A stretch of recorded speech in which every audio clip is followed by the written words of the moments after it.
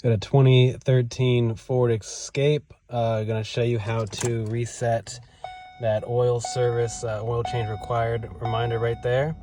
So what we're gonna do is have the car on with the engine off, and then just hold down on the brake pedal and the gas pedal simultaneously.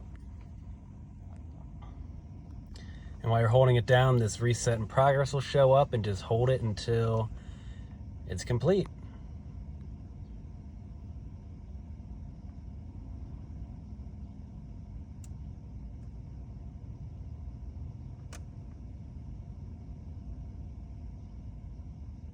There you go. And that's all you got to do.